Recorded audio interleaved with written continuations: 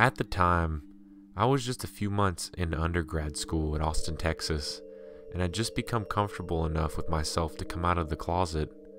At the time, there were no dating apps available to find dates, so I used Craigslist. Yeah, I realized that was a big mistake. I started chatting with a guy off Craigslist, and we hit it off and decided to set up a time and a place for a date to meet in person. His ad said he was 27, and I was 18 at the time. At first, he was very hesitant on meeting at his place, which I found out later on that it was just a trailer, and it kind of made me suspicious, but in his pictures, he was very good looking. He had a nice smile, etc. So I decided to let it go. Eventually, we agreed to get coffee before going to his place. So the next day arrived, and I went to get coffee, and I was pretty excited. I had showed my roommate pictures off Craigslist and talked about how I was looking forward to meeting him. I showed up at the coffee shop, and he was already there. He actually did look like his picture, so we were off to a good start.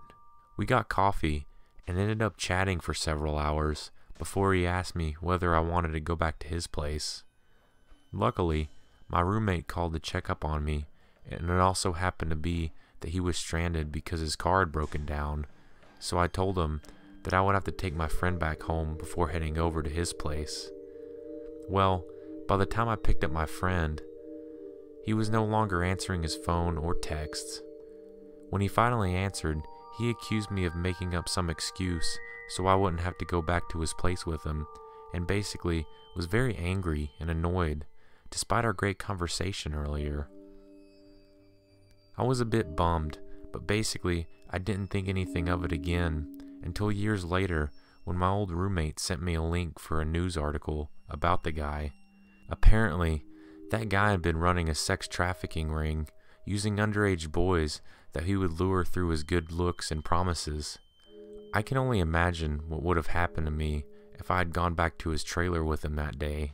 I know this isn't as creepy as some of the other stories on here, but it definitely gave me the chills when I read this article.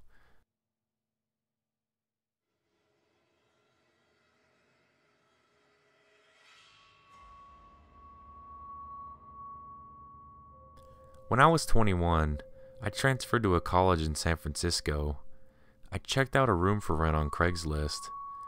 It was a really nice 2-bedroom apartment, and it was cheap rent and close to campus, so it was the ideal spot. The girl who lived there was 29, and her name was Beth. She was tall and wide. She had jet black hair and wore pale makeup. She seemed nice, although a little quiet, but she seemed to like me and agreed to let me move in. So far, so good. My first night there, we went out for pizza, and that's when I could tell that something was a little bit off with her. Throughout dinner, she kept telling me how much I looked like Shia LaBeouf. I didn't know what to say, so I just shrugged it off with a thanks.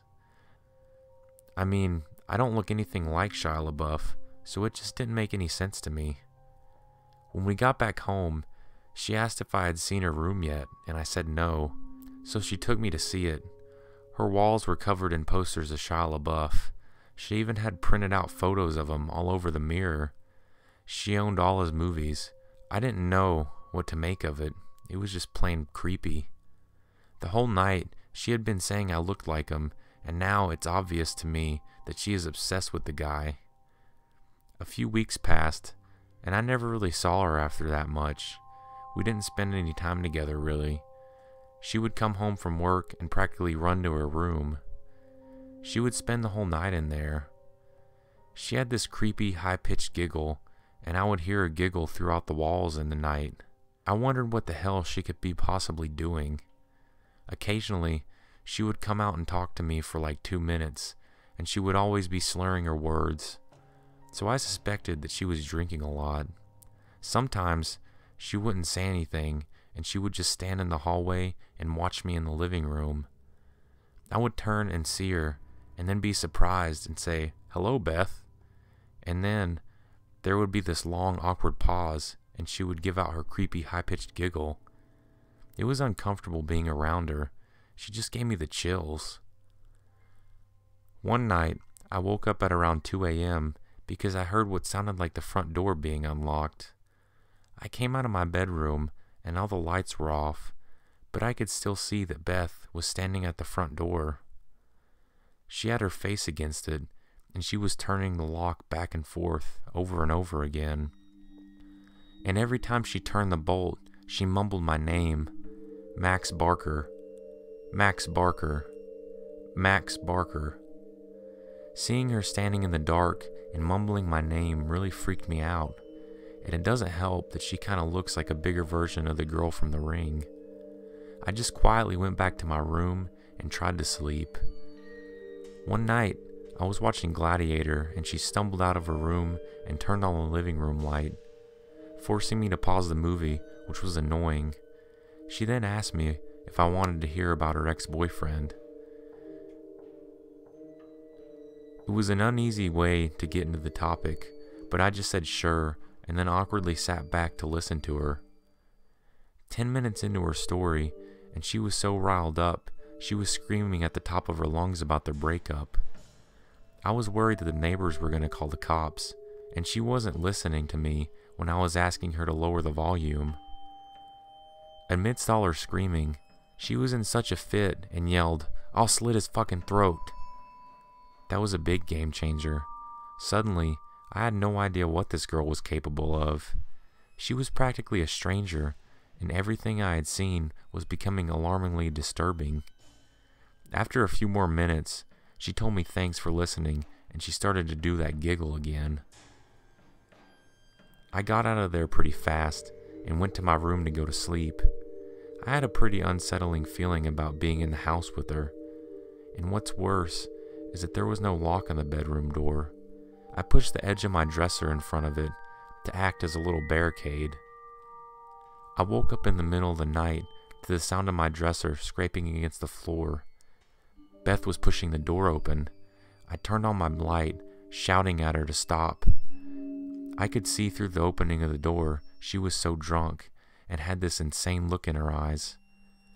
I pushed the door closed and yelled at her to go to bed.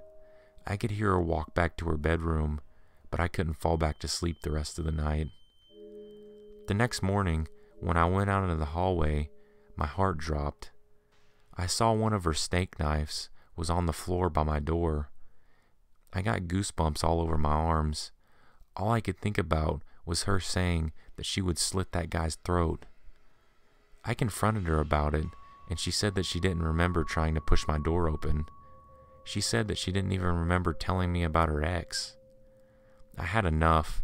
My lease was month to month, so I found a new spot and moved out. About a month after I moved out, she contacted me.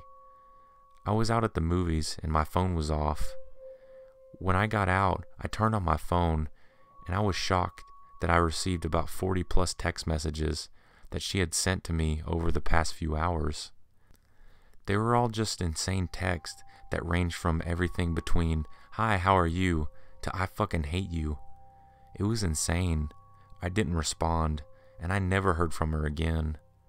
I always wonder if I hadn't set that dresser in front of my door, would she have quietly come into my room and slit my throat?